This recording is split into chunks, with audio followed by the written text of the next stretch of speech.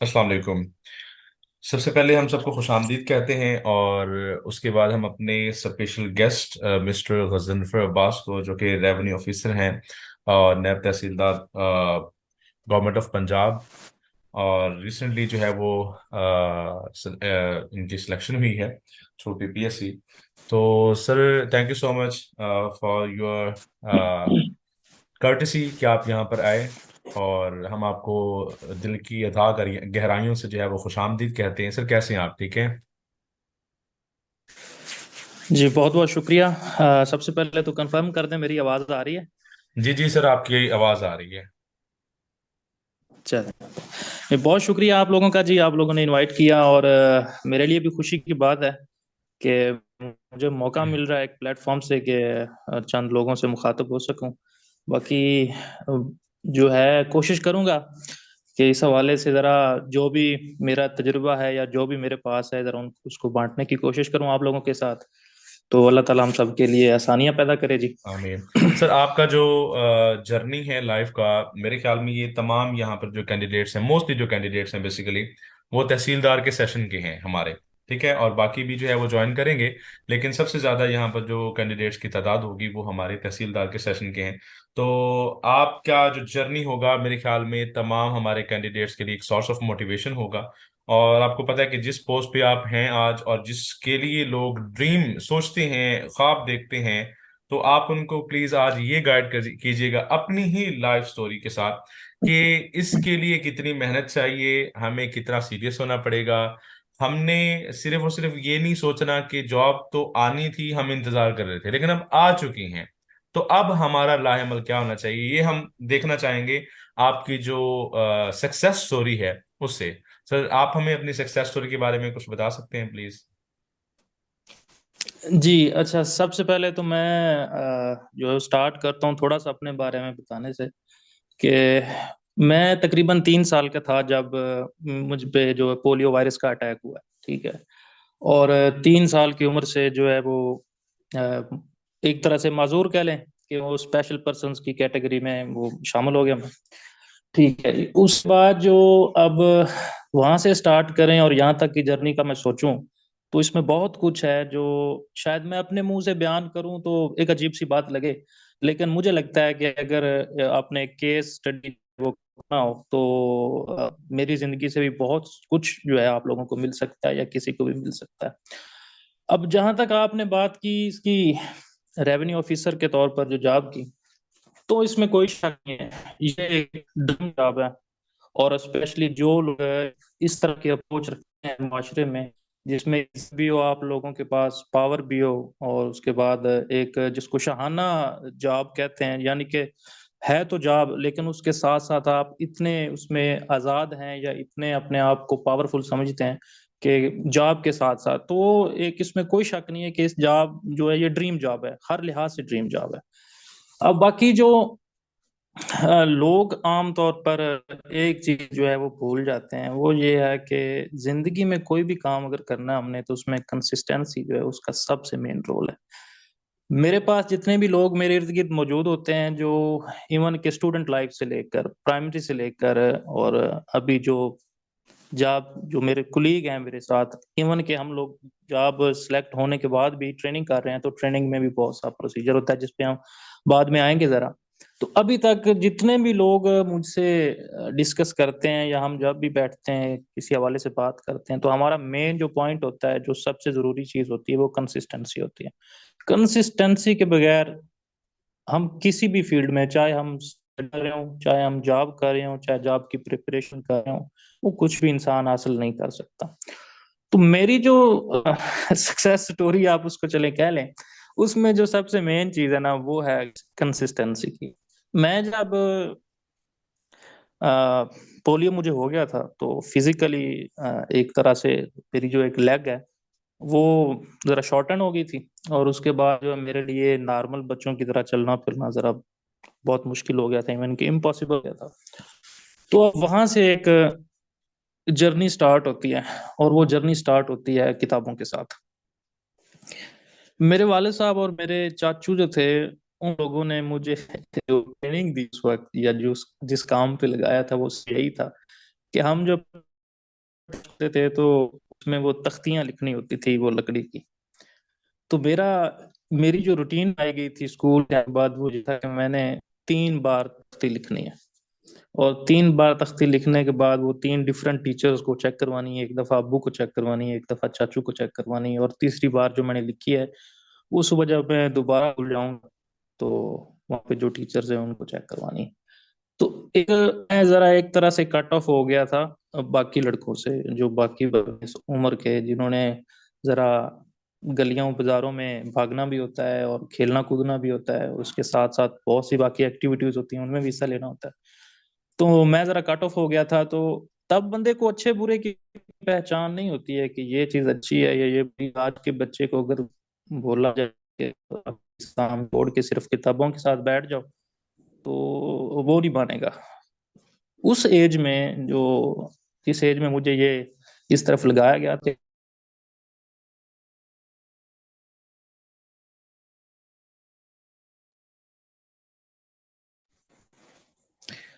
तो तब जरा यही लग रहा था कि ये काम मुझे इन्होंने दे दिया है, ठीक है, बहुत अच्छा है, यही करते हैं। तो कंसिस्टेंसी की एक आदत जो है वो तब से पड़ गई थी। वहां से चलते चलते प्राइमरी पास की, प्राइमरी के बाद हम हाई स्कूल पे आ गए, और हाई स्कूल के बाद इवन के कॉलेज और यूनिवर्सिटी में अब ट्रैक रिकॉर्ड एजुकेशन का जो है मेरा बहुत अच्छा रहा है। और उसकी सिर्फ ये वजह यही थी कि मेरे अंदर जो कंसिस्टेंसी एक तरह से पैदा हो गई थी। ना तो मैं बाकी चीजों में इतना इन्वॉल्व रहा और ना इस तरह की कुछ चीजें में, तो सिर्फ पढ़ाई मेरे लिए बची। कहने का मतलब यह था कि अब जरा फास्ट फॉरवर्ड फॉरवर्ड इसको करते हैं तो आते हैं जी जॉब प्रिपरेशन पे। यूनिवर्सिटी के बाद 2017 से 2019 तक मैंने पंजाब यूनिवर्सिटी से रेगुलर क्लासेस ली हैं मास्टर्स ऑफ पॉलिटिकल साइंस की। 2019 में मैं जो मेरा फाइनल के जब पेपर हो गए हमारे सेकंड ईयर के, तो वहां से जब यूनिवर्सिटी से फ्री होके मैं घर आया हूँ तो तकरीबन नवंबर 2019 में मैं सिलेक्ट हो गया था। तब तक हो चुका था ईएससी जनरल, ये जो हमारे लेबर डिपार्टमेंट में पोस्ट आई। 2019 से 2022 तक वो मैंने जॉब की है 3 साल। उसी दौरान फिर मैंने 2 एग्जाम दिए थे पीपीएससी की तरफ से। उसमें लेक्चरार की पोस्टें थी। क्योंकि मेरी पॉलिटिकल साइंस है तो पाक स्टडी, सिविक्स और पॉलिटिकल साइंस के लेक्चरार के लिए भी मैं अप्लाई किया। उसके साथ साथ बाद में ये जॉब्स आ गई तो इसके लिए भी अप्लाई कर दिया। तो जब रिजल्ट आया तो मेरा लेक्चरार की भी क्वालिफाई मैंने कर लिया था इंटरव्यू के लिए, और उसके साथ साथ इसके लिए भी। तो इंटरव्यू देने के बाद जो उसका भी,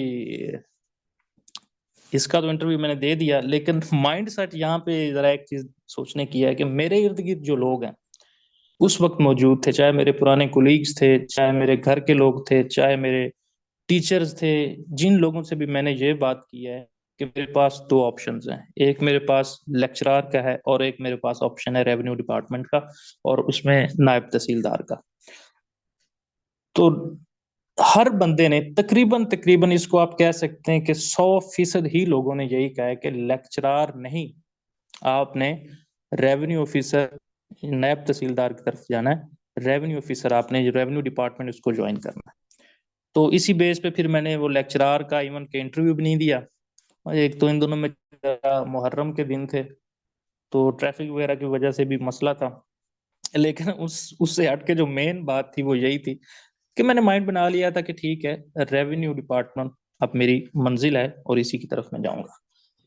तो ये तो एक छोटी सी, मतलब इसको फास्ट फॉरवर्ड करके देखें तो इसमें यही चीज है कि रेवेन्यू डिपार्टमेंट एक लोगों के लिए एक ड्रीम जॉब है। और इवन के जितने भी लोग हैं, चाहे वो पढ़े लिखे हैं चाहे वो पढ़े लिखे नहीं हैं, वो जिंदगी के किसी फील्ड से भी ताल्लुक रखते हैं, उनके सामने अगर आप रेवेन्यू डिपार्टमेंट और इस तरह की किसी तहसीलदार या नायब तहसीलदार की पोस्ट का जिक्र करें तो एक दफा वो अ, चौकन्ने होकर इसके तरफ ध्यान देते हैं। ये एक परसेप्शन है, जनरल परसेप्शन है सोसाइटी में रेवेन्यू डिपार्टमेंट की। और हो भी क्यों ना, रेवेन्यू डिपार्टमेंट आपका जो डिपार्टमेंट है, अभी तो खैर हम बहुत आगे आ चुके हैं, लेकिन अगर यही कुछ 100 साल हम पीछे जाएं तो और 100 150 साल पीछे जाएं तो रेवेन्यू डिपार्टमेंट जो है आपके पूरी सोसाइटी और आपकी पूरी स्टेट जो है उसको चलाने के लिए रीढ़ की हड्डी की हैसियत रखता था। जितनी जमीनें थी और जितने मामलात थे, चाहे वो रिहायशी हैं और चाहे वो ज़रूरी हैं, उन बिल्कुल ऐसा सब ही है। का जो सारा कुछ बंदोबस्त था वो रेवेन्यू डिपार्टमेंट के पास था, और इसके एहलकार जो थे, बाकियों को तो छोड़ें, जो इसका सबसे निचले दर्जे का फर्द होता है इस डिपार्टमेंट का, वो होता है पटवारी। और पटवारी के बारे में परसेप्शन शायद आज भी उसी पावर के साथ मौजूद है जो आज से 100-150 साल पहले मौजूद थी, कि यही कि पटवारी जो है वो चाहे तो किसी को मालिक बना सकता है और चाहे तो किसी को खाली कर सकता है। ये जी तब का सर, क्लैरिकल एक मिस्टेक बना ही है हुआ ना। था परसेप्शन। क्लैरिकल मिस्टेक ही है ना जी एक। जी, उसके तो उसके लिए तो कुछ नहीं है, उसके लिए तो क्लैरिकल हम्म, मिस्टेक है, और वो तो वो क्लरिकल बदले में मिस्टेक है। खुद, हाँ, खुद करेगा वो हम्म। मिस्टेक, और उसको ठीक करवाने के लिए भी उल्टा, हालांकि जी गलती उसने खुद की है लेकिन करेक्ट कराने के लिए भी आपको चक्कर लगवाएगा। जी, बहुत तो लंबा मतलब प्रोसीजर है। ये, जी हाँ, बिल्कुल। बहुत लंबा प्रोसीजर, और ये तो मतलब एक नेगेटिव पॉइंट है इसको, लेकिन हम्म इसकी जो ऑथेंटिसिटी वो अपनी जगह मौजूद है, हम्म आज भी सोसाइटी में चेक कर लें ये चीजें वैसे की हम्म वैसे मौजूद है। लेकिन जो मेरा जी मतलब था बताने का, वो यही हम्म था कि रेवेन्यू डिपार्टमेंट जो है वो स्टार्ट से लेकर जब से बना है और आज तक, ये एक ऐसा शुबा है और एक ऐसा महकमा है कि जिसके लिए हर इंसान कोशिश करता है कि मैं इसमें जा सकूं किसी न किसी तरीके से। और इसकी वजूहत, नेगेटिव को आप छोड़ दें, आप नेगेटिव हम्म वजूहत जो हैं वो जितनी भी, उसको हम गलत वजूहत उसको जरा चलें एक साइड पर कर देते हैं। वो हर हम्म, इंसान के अपने असूल होते हैं मोरालिटी के, उस पर हम बात नहीं करते। बिल्कुल। इसकी जो जनरल चीजें हैं जो कि हर अच्छे ने भी और हर बुरे ने भी देखनी है, वो ये है कि इसमें आपके पास एक इज्जत बनती है मुआशरे में। बिल्कुल माशरे में आपकी रिस्पेक्ट का है। दो चीजें, हाँ, अगर आप अच्छे रहते हैं आपकी इज्जत बनती है, और अगर आप बुरे रहते हैं तो इज्जत बने ना बने पैसा लोग बना लेते जी पैसे सर वो हैं। जी, बनाने का क्या फायदा है, जो बाद में फिर वो जब रिटायरमेंट आती है तो वो बंदा जेल में बैठा होता है। वही तो मैं, ये आजकल मोरालिटी है, और जाहिर बात है सर, अगर आप, यहाँ पर मैं आपकी बात कर रहा हूँ, मेरे ख्याल में आजकल वो जब था ना, जब 1970 से पहले की बात करते हैं, जब रेवेन्यू डिपार्टमेंट में, तो वो दौर और ये दौर थोड़ा सा इसलिए डिफरेंट है कि अब जो है ना वो टेक्नोलॉजी का दौर है। आपने देखा होगा कि ये जो आपकी मुहिम कंप्यूटराइज जो सिस्टम लेके आ रहे हैं सारे का सारा, तो ये बहुत आसानी हो जाएगी। लेकिन ये आसानी के साथ साथ लोगों का पढ़ा लिखा होना भी बहुत जरूरी है। तो जहां तक बात थी होल्ड की, बिल्कुल इनका होल्ड है और माशरे में बहुत ज्यादा रिस्पेक्ट है, क्योंकि चीजें असल काम भी बहुत में, कम्प्लेक्स है। जी जी। ये पाकिस्तानी कौम जो है ना, इसे इसके हवाले से अगर बात करें ना तो वो आपकी बातें बिल्कुल ठीक हैं, और हम्म, होना भी यही चाहिए कि जो जितने भी करप्ट अनासर हैं, और जितने भी इस हर महकमे में, सिर्फ रेवेन्यू डिपार्टमेंट नहीं, कोई भी महकमा है उसमें जितनी भी खामियां हैं और जितने बुरे लोग हैं, उन सबको सजा मिलनी चाहिए, उनको निकालना चाहिए और खामियों को दूर करना चाहिए, इसमें कोई शक नहीं है। लेकिन हम्म। हमारी आज सोसाइटी में जो एक ट्रेंड है, उसको तो हम उसकी हकीकत से इनकार परसेप्शन नहीं कह कर सकते हैं, सकते। परसेप्शन कह सकते हैं, हालांकि वो चाहिए सही भी काम कर रहा हूँ। खैर ये तो बातें अलग है सर। इसके बारे में हम एक और क्वेश्चन था आपसे कि रेवेन्यू ऑफिसर आजकल तो वैसे एक हॉट टॉपिक ये है कि समरी पहुंच चुकी है, और समरी के ऊपर जो है ना वो सोच विचार हो रही है कि नायब तहसीलदार को जो है वो 16 स्केल पे ले जाएंगे, और तहसीलदार को जो है वो 17 ग्रेड पे ले जाएंगे। तो क्या लगता है आपको कि कितना टाइम लगेगा इसके ऊपर कि ये हो जाएगा?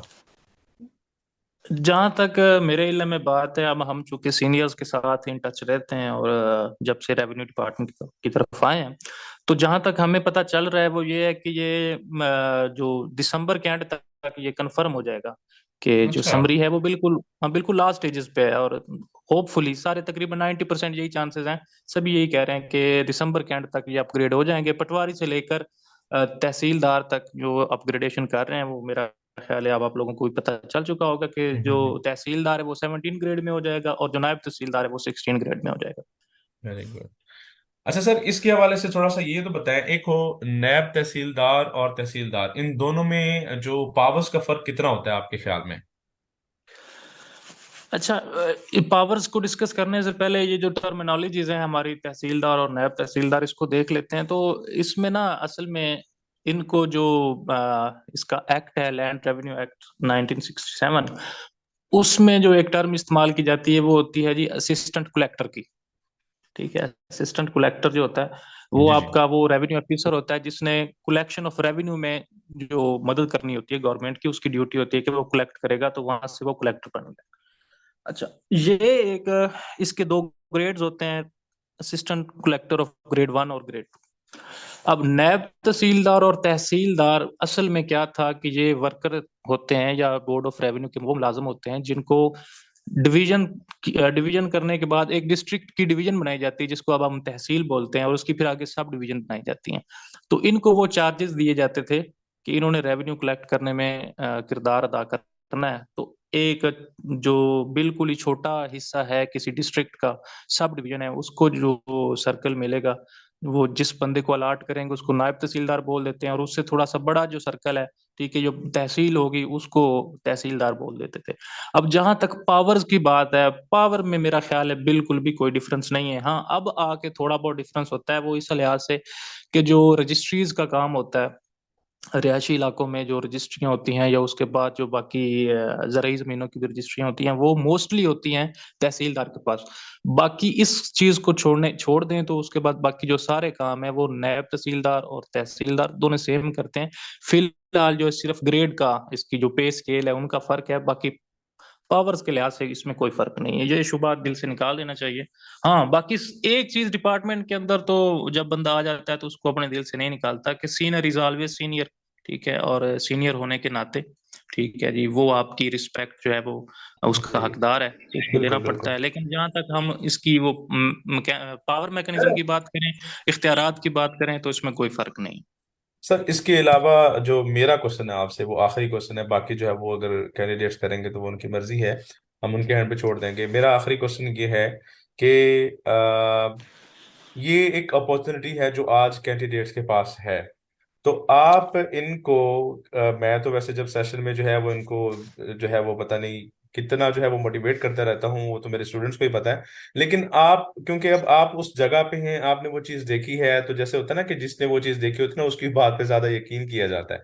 तो आप इनको क्या सुजेस्ट करेंगे कि ये तहसीलदार की जो अपॉर्चुनिटी है इनको कैसे अवेल करनी चाहिए? और दूसरी बात ये है कि बच्चे ना अक्सर ये सोचते हैं कि हाँ भाई 16-14 सीटें हैं और इतने बंदे हैं, तो सर इस हवाले से थोड़ा सा जो है ना वो इनको गाइड कर दें कि इन्होंने क्या करना है, इनको क्या करना चाहिए।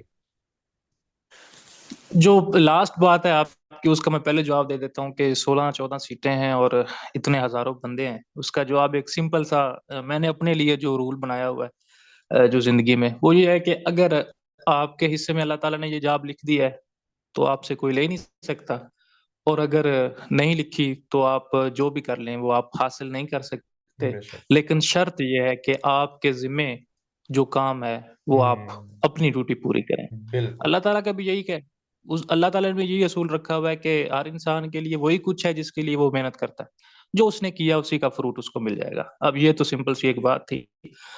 अच्छा, अब बाकी उस पे आ जाते हैं कि ये कितनी बड़ी अपॉर्चुनिटी है और इसको कैसे अवेल करना चाहिए। मेरा ख्याल है जो बंदा पीपीएससी की तैयारी कोई साल 1.5 साल से कर रहा है और उन लोगों के साथ अटैच है जो इस सर्कल में हैं, उसको मेरा ख्याल है बताने की जरूरत नहीं है कि तहसीलदार या नायब तहसीलदार की जॉब कितनी बड़ी है। लेकिन चूंकि मैं सिस्टम में आया हूं तो इस हवाले से थोड़ा सा अपर टच है, तो वो बता देते हैं कि आपका एक टोटल इमेज सोसाइटी के अंदर बदल जाता है। अब अपने मुंह मियां मिट्ठू जो है वो क्या बढ़ना, लेकिन बहुत सारी चीजें हैं, बहुत सारी, आपकी मेरा ख्याल है उस हद तक आप सोच नहीं सकते। ये जो हमारे दोस्त बैठे हैं कि कितनी चेंजेस आ जाती हैं। आपका एक टोटल स्टैचर जो होता है सोसाइटी के अंदर, इसको कोई माने या ना माने, ये हमारा जो मुआशरा है ये जिन बुनियादों पे खड़ा है उन बुनियादों से हम अच्छी तरह वाकिफ हैं कि इसमें किस किस चीज को अहमियत दी जाती है, जी। ठीक है, और कौन सी वो चीजें होती हैं जिनको देखकर लोग आपकी तरफ मैग्नेट की तरह आपकी तरफ अट्रैक्ट होते हैं, वो कौन सी चीजें, ये तलख हकीकत है, तलख हम्म। सच्चाइयां हैं, चाहे हम इनसे इनकार करें या ना करें, ये अपनी जगह पे एग्जिस्ट कर रही हैं। तो आप ये जॉब यूं समझ लें कि ये एक मैग्नेट है, ठीक है, और आप इज्जत आपकी तरफ खींच के लाएगा, आपकी तरफ लोगों का एहतराम लाएगा, और इवन के सम स्टांसेस में पैसा भी वो लेके आता है। अच्छी भली इसमें सैलरी है, वो सैलरी वाली बात तो हम छोड़ गए, बहुत अच्छी सैलरी है, बहुत अच्छा पैकेज है। और अभी इसमें तहसीलदारों को तो अलाट हो चुकी हैं जी सर ये वाले वो क्वेश्चन जो है ना, ये पैसों वाले जी क्वेश्चन जी। जो है ना, ये बच्चों ने पूछने थे, इसलिए मैंने आपसे नहीं पूछे। अच्छा चले, वो बात आ गई तो उसका जिक्र कर देते हैं जी। चलो ठीक कि है। वो जो पहले असिस्टेंट कमिश्नर साहिबान के पास जो गाड़ियां होती थी, उसी तरह की गाड़ियां तहसीलदार हजरात को बिल्कुल ब्रांड न्यू अलाट हो चुकी हैं नीली बत्ती के साथ। ठीक है। इसमें आपको साथ में रेजिडेंशियल सहूलियात भी मिलती हैं। हर तहसील में एक बंगला बना हुआ है, जिसमें रेवेन्यू अफसर साहबान जो हैं उनमें से एक, कहीं पे एक हैं कहीं पे दो हैं, तो वो लाजमी अलाट होता है। आप एसी साहब को दरखास्त देते हैं तो वो आपको अलाट कर देते हैं। मतलब के कहने का ये था कि ये इतनी बड़ी अपॉर्चुनिटी है और इतना बड़ा एक इसका मकाम है इस जॉब का, कि आप, वो कहते हैं ना, आप पिच पे चले गए और एक ही पवेलियन, एक ही साइड होती है वो जहां से आपको खेलना होता है। ये ऐसी जॉब है कि आपको दोनों साइडें देती है, जिस साइड से मर्जी खेलो। अगर आप बुरे खेलना चाहते हैं तो आप बुरा खेल सकते हैं, लेकिन अंजाम तो फिर जाहिर है बुरा होगा। और अगर आप अच्छा खेलना चाहते हैं तो आप अच्छा खेल सकते हैं। ये आपको एक ओपन एंडेड जो एक जर्नी दे देता है कि जिस तरफ मर्जी आप जाना चाहते हैं जा सकते हैं। बाकी कुछ चीजें रियलिटीज जो हैं वो डिपार्टमेंट की, उनसे बिल्कुल भी नजरअंदाज उनको नहीं करना चाहिए। Senior is always senior. तो हमेशा बॉस की बात सच्ची होती है, वही ठीक होती है। ये एक्सपीरियंस चीजें एक्सपीरियंस कुछ। बोलता है सर, एक्सपीरियंस जो है मेरे ख्याल में बहुत इंपॉर्टेंट होता है, और एक्सपीरियंस पर जो है वो सब और कुछ। अच्छा, जाते जाते कुछ चीजें मेरा ख्याल है मिस हो रही हैं। वो हम्म। मैं नहीं चाहता कि मिस हो। ये जो जॉब है, अच्छा हम जो अपनी बात कर, जो हमारे कुलीग्स हैं जिन्होंने मेरे साथ ट्रेनिंग की है, उनमें से 3 या 4 लोग ऐसे हैं जिन्होंने ट्रेनिंग के दौरान उनको जॉब ऑफर्स हुई थी पीपीएससी के थ्रू। और इवन एक की 17 स्केल की थी, और दो की 17 स्केल की थी, और दो की 16 स्केल की थी। उन लोगों ने प्रेफर किया है नायब तहसीलदार रहना। और अगर ओवरऑल, हालांकि ये नायब तहसीलदार है, आप लोग जिसकी तैयारी करने जा रहे हैं या जिसको हासिल करने जा रहे हैं वो 16 ग्रेड की तहसीलदार की जॉब है। मैं जो कर रहा हूँ वो नायब तहसीलदार की है, तो अपनी बात कर रहे हैं। और उसके बाद अगर पूरे पंजाब की बात करें तो हमारा एक अलायंस है पूरे पंजाब का, जो बैच हुआ था 2022 का, उसमें तकरीबन 150 से ऊपर ही नायब तहसीलदार हजरात हैं। अगर उनकी बात करें तो कोई 50-60 लोग ऐसे हैं जिन्होंने इन 1 साल के अरसे में बहुत सारी जॉब्स, इवन के 17 स्केल की, 16 स्केल की रिजेक्ट की हैं। और सिर्फ क्यों? क्योंकि वो नायब तहसीलदार रहना पसंद करते हैं। तो जी सर, अगर मैं, ये सिर्फ एक एग्जाम्पल नहीं है जो आप सिर्फ नैब तहसीलदार के हवाले से दे रहे हैं। बहुत सारे ऐसे मेरे जानने वाले और मेरे अपने स्टूडेंट्स हैं जिन्होंने 17 ग्रेड की जॉब को छोड़ के या 16 ग्रेड की जॉब को छोड़ के इस जॉब को जो है वो 14 की या 16 की जॉब को जो है वो आपके, बिल्कुल आपकी मैं बात से जो है वो एग्री करता हूँ, और इससे मैं बिल्कुल मैं ठीक ही इसे समझता हूँ। और अगर, अब यहाँ से शायद ये कहना बहुत अर्ली होगा, इट्स टू अर्ली टू से, लेकिन कुछ लोग ऐसे हैं, इवन के ये 150 बंदा जो नायब तहसीलदार सेलेक्ट हुआ, इनमें से बहुत से लोग ऐसे हैं कि जो अपनी जिंदगी में मैक्सिमम अरसा तहसीलदार रहना पसंद करेंगे। उसकी वजह ये है कि ये एक ऐसी जॉब है जहां पे आपको, अब असिस्टेंट कमिश्नर की तरफ चले जाएं। अभी हमारे पास रिसेंटली वो एग्जांपल आई है, बड़ी सैड एग्जांपल है बिलाल पाशा साहब की। ठीक है। और जी सर, अभी बहुत दुख हुआ उनकी, था उनका, बहुत दुख हुआ था अब उनका। उनकी वो इस इंस्टांस का वो क्या हकीकत है, मतलब वो कुछ लोग कुछ कह रहे हैं, लेकिन बात यह है कि बर्डन ऑफ रिस्पॉन्सिबिलिटी, जो एडमिनिस्ट्रेटिव जॉब्स हैं स्पेशली असिस्टेंट कमिश्नर और उससे ऊपर, वहां पे हम्म। बहुत ज्यादा बर्डन आप पे आ जाता है। और अगर तहसीलदार की बात करें, ये बिल्कुल मिडल में एक ऐसी जॉब है कि जहां पे आप पे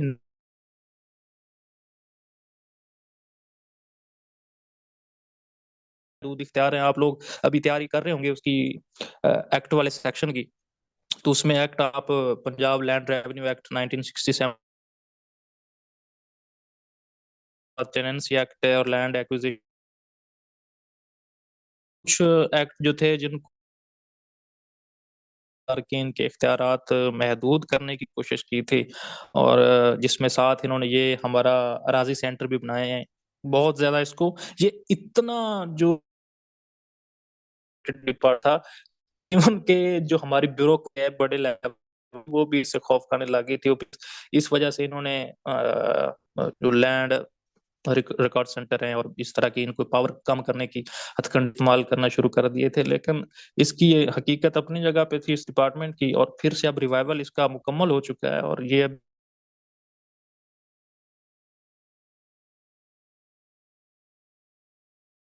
जिसमें जो आपकी एंटी करप्शन है, उसने लोगों को तंग करके रखा था, स्पेशली महकमे के बंदों को। तो उस हवाले से भी बहुत अच्छी प्रोग्रेस जारी है। सर इस हवाले से हमारे जो कुछ लास्ट क्वेश्चन है आप लोगों को आपसे। इख्तियारात। अ, सर आपको आवाज आ रही है?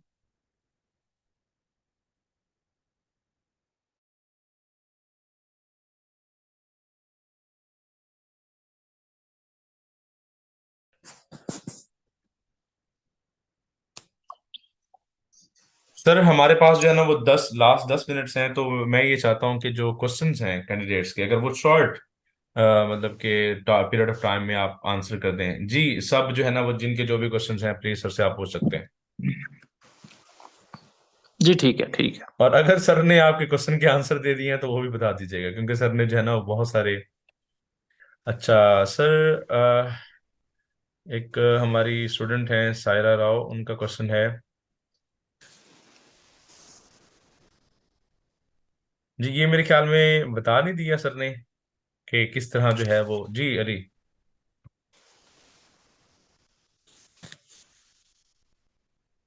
ये इन्होंने कंसिस्टेंसी जो बताया ना, उन्होंने शुरू में कंसिस्टेंसी सिर्फ एक चीज बताई इन्होंने कि वो कंसिस्टेंसी थी जो बड़ी से बड़ी चैलेंजेस को जो है ना वो इन्होंने हैंडल किया।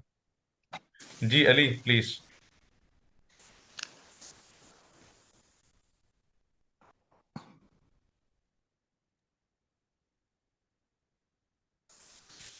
जी अली आप कुछ कहना चाहते हैं?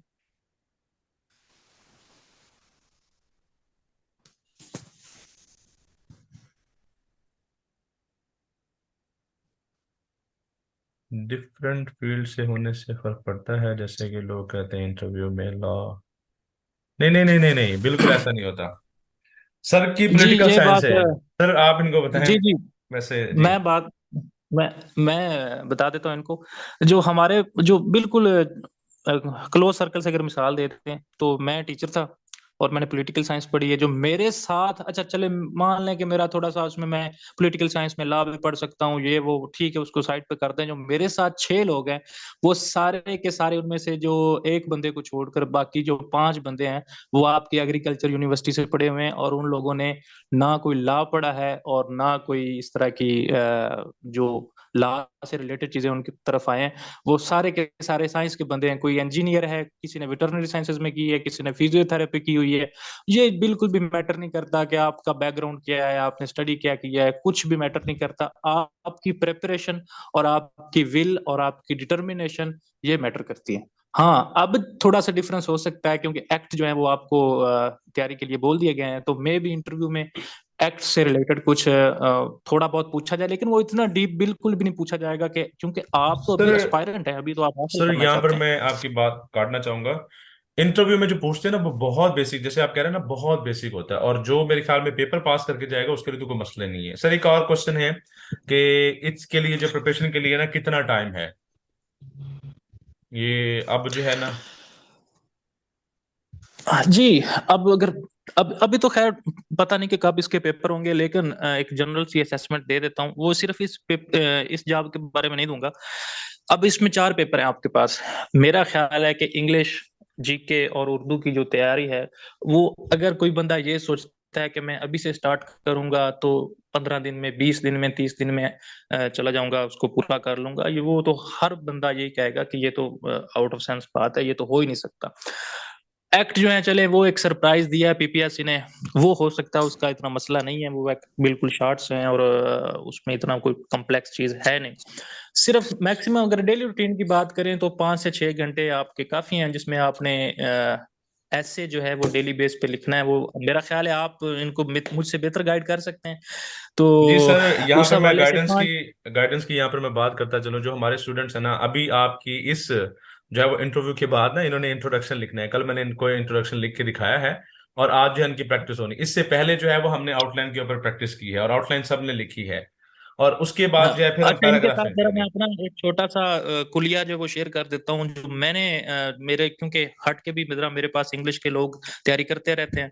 तो जो मेरा कुलिया है वो सिंपल सा है। अगर आप अपना ऐसे, चाहे पीएमएस का है, चाहे सीएसएस का है, चाहे कोई भी है कंपटीशन का है, अगर आप अपना ऐसे जो है वो क्लियर करना चाहते हैं, तो पेपर से पहले पहले आपके 40 पेपर इवेल्युएट हो जाने चाहिए। और आपका लास्ट पेपर जो है उस पे मुकम्मल सेटिस्फेक्शन हो चेकर की, ये एक थंब रूल बना लें इसको अपने आप के लिए। जी, सब सुन रहे हैं कि 40 पेपर। अब 40 जो है वो आप तभी कर सकते हैं जब आपकी पहले जो है ना वो ये सारे के सारे डाटा जो हम पढ़ रहे हैं, वो जो छोटी मोटी प्रैक्टिस अब हम कर रहे हैं, फिर फुल लेंथ ऐसे पे आना, फिर फुल लेंथ ऐसे लिखना। तो ये चीजें हैं। तो अच्छा, बिल्कुल सर, अब आप सही मैं कह रहे चैट हैं। वगैरह इसमें देख रहा हूँ तो इसमें जरा सवाल एक आया है जी हमारे पास। लॉ के बारे में दो तीन लोग पूछ चुके हैं जी। अच्छा, कि लॉ कौन से इंपॉर्टेंट हो सकते हैं, और अच्छा लॉ जो है वो इस हवाले से, अब मैंने क्योंकि ट्रेनिंग की है साल की, और इसमें थोड़ा सा मुझे अपर हैंड इसलिए है कि मैं आपको थोड़ा सा इस हवाले से गाइड कर सकता हूँ। जो हमारे पास 1967 का लॉ है वो आपने मुकम्मल तौर पर specially related to revenue officers, revenue courts, mutation, और उसके बाद इसमें बाकी चीजें आ जाती हैं हमारी जमीन के रिकॉर्ड के बारे में। ये चीजें आपने लाजमन कवर करनी और प्रैक्टिस करनी है इनकी। और इवन की जिसको हम क्रैमिंग कह सकते हैं वो भी कर सकते हैं सर तो वो भी बेहतर है। ये जो है ना, ये जो आप बता रहे हैं पोर्शंस, ये ना सिर्फ इनको बल्कि नोट्स प्रोवाइड किए गए हैं, बल्कि सर हमारे लॉयर हैं इस्लामाबाद से, उन्होंने बकायदा लेक्चर्स जो है वो इनको डिलीवर किए, और रिकॉर्डेड लेक्चर्स मेरे पास अवेलेबल हैं। मतलब उनको प्रोसेस समझाया गया है। ये बहुत अच्छी बात है। हाँ, इस हवाले से ये इसको लॉ को लाइट ना लें, बस ये एक नसीहत लाजमी जो है मेरे दोस्त याद रखें मैं कि लॉ आप को ये आपने। सर, आप ये भी कह रहे हैं ना कि इसलिए मैंने आपको इनवाइट किया कि इनको बताएं कि ये क्या इंपॉर्टेंट है। मैं सिर्फ दो बातें इनको सेशन स्टार्ट होने से पहले और अभी तक ये कह रहा हूं, अगर आप फेल हुए या तो ऐसे में होंगे या लॉ में होंगे, बस ये दो चीजें हैं हाँ, जो बस आपको दो मरवा चीजें सकती हैं। हैं।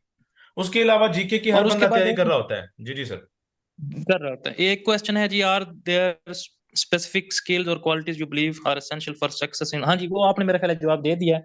मेरा जो मानना है ये है कि वो कंसिस्टेंसी है। उसके बाद वो कहते हैं जी ये फलां बहुत ब्रिलियंट था, फलां जी, निकम्मा था, फलां की नहीं, जहानत ज्यादा थे, इसके माँ बाप बिल्कुल पढ़े लिखे, बिल्कुल तो ये सर, मैं मैटर नहीं इनको ये ना करता। ड्यूरिंग क्लास एग्जांपल दिया करता हूँ कि फॉर एग्जांपल अगर आप लोग ये समझते हैं ना कि इस अपॉर्चुनिटी को सबसे ज्यादा लोग पता कौन हासिल करेंगे, जिन्होंने CSS PMS वाला पास किए हुए हैं। वो समझेंगे कि हम जी। कर सकते हैं, और उस चक्कर में वो अपनी तैयारी नहीं करेंगे, वो अपने आप को टाइम नहीं देंगे, वो प्रैक्टिस नहीं करेंगे। और आप में से वो लोग निकल जाएंगे जिनको शायद सेशन स्टार्ट होने से पहले बी भी नहीं पता होगी, ABC भी नहीं पता होगी ऐसे के, लेकिन वो पास होके बैठे होंगे। सिर्फ क्या बचा होगी, जैसे सर कह रहे, कंसिस्टेंसी प्रैक्टिस, कंसिस्टेंसी प्रैक्टिस, ये दो चीजें हैं। एक बात, वो एक नसीहत लाजमी याद रख लें। नसीहत क्या है आप लोगों के साथ, एक अपने दिल की बात ही है, जो मैं भी अपने लिए फर्ज मैंने कर ली थी और आप लोग भी कर लें, कि इस जॉब के लिए तैयारी इस तरह कर लें जिस तरह आपकी की पूरी जिंदगी जो आने वाली है वो इस पे डिपेंड करती है। बिल्कुल सर, और आपने सही यकीन कहा। करें, अगर आपकी जॉब ये हो जाती है तो आप वाकई यही कहेंगे कि मेरी जो नेक्स्ट सारी जिंदगी आ रही है ये इस पे एक इस फैसले पे और एक इस वाक़े पे डिपेंड कर रही है। बिल्कुल सर, सही कह रहे मैं हैं आप। आपको बता नहीं सकता अल्फाज में कि मेरी जिंदगी लिटरली किस तरह हम्म। चेंज हुई है। अब मेरा जो एक फिजिकल कंडीशन है, ठीक है, और एक मैं तल्लक भी मेरा बड़े बैकवर्ड से एरिया से है, वो शहर से बिल्कुल मुजफ्फाती जड़ा वाला के भी मुजफ्फाती से इलाके से तल्लक रखता हूँ। और उसके बाद फैमिली के अंदर भी कोई इस तरह के 30 मार खान मौजूद नहीं है पहले से भी, ठीक है। और जी, बात यह है कि इस तरह की एक achievement once in a lifetime आती है। बिल्कुल मे सर, भी बेशक। आपकी जिंदगी दोबारा भी आ जाए, अल्लाह करे।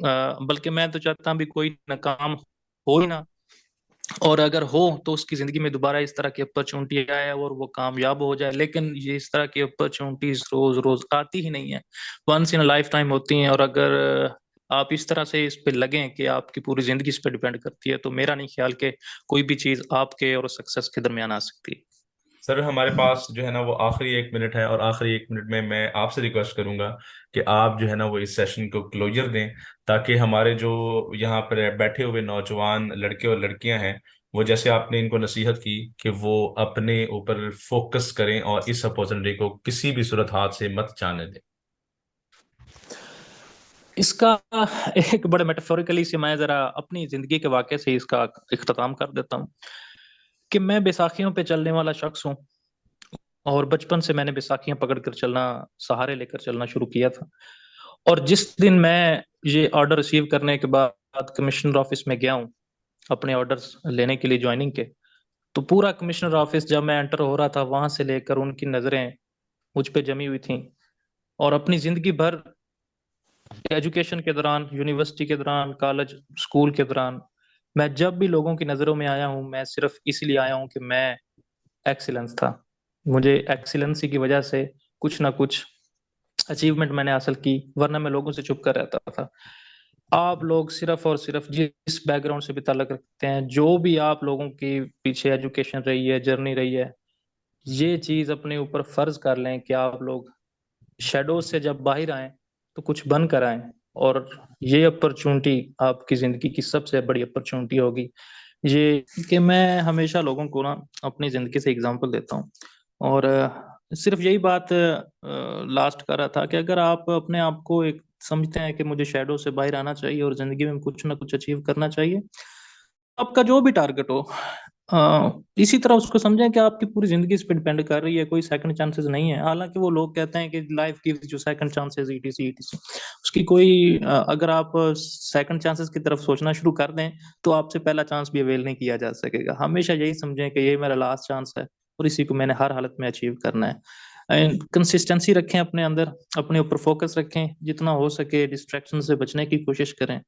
और हमेशा दिल को जवान रखें। अगर आप को कभी ना कभी जिंदगी में कुछ ना कुछ खोना पड़ जाता है या कोई लॉस आता है, तो खंदा पेशानी के साथ उसको बर्दाश्त करें, जो भी हो जाए, लेकिन अपने गोल से कभी ना हटें।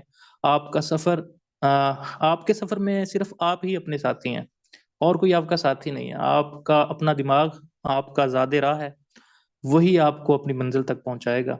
तो उसके अलावा कोई और रास्ता ही नहीं है हमारे पास। वो कहते हैं कि सबसे बेहतर रास्ता वही है जो आपने अपने कंधों, अपने पैरों पे तय किया होता है, जिसके लिए किसी सवारी का आपने या किसी सहारे का आपने सहारा नहीं लिया होता। तो कोशिश करें कि ये अपॉर्चुनिटी कोई भी बंदा अपने हाथ से ना जाने दे। मेरी दुआएं हैं आप लोगों के लिए कि अल्लाह ताला आप सबको कामयाब करे और आमीन आप आमीन। अच्छे अच्छे नंबरों से मेरिट में बल्कि ऊपर आए। मैं ये जाते हुए एक बार लतीफा सुनाना चाहता हूँ। लतीफा क्या है कि जब मेरी पहली जॉब हुई थी स्कूल की, जब मैं टीचर सेलेक्ट हुआ था, हालांकि इंटरव्यूअर कभी आपको इस तरह की बातें नहीं करते, तो अभी वो फौत हो गए हैं हमारे जो आईजी पुलिस के रहे थे, अब उनका नाम मुझे शायद भूल रहा है। तो उनने इंटरव्यू के दौरान मेरा पेपर जो मार्क्स थे हासिल किए हुए थे, उन्होंने खुद उसकी तारीफ की थी कि मुझे यकीन नहीं हो रहा कि एक डिसेबल बंदा इस तरह के नंबर हासिल कर सकता है। आप भी अपनी कामयाबी इसी तरह अपने ऊपर साबित करें कि जिन लोगों ने आपको रिक्रूट करना है, उन लोगों के पास कोई जवाब ही ना बचे आपको रिजेक्ट करने का।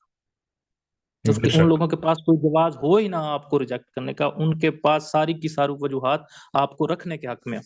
मैं यही कहता हूँ कि बस अपने आप को इस तरह से प्रिपेयर कर लें। Sir thank you so much. मेरे ख्याल में आपका ये जो आना था हमारे लिए, ये बहुत ही जो है वो कारआमद साबित है और होगा इंशाल्लाह, जो हमारी क्योंकि प्रिपरेशन चल रही है।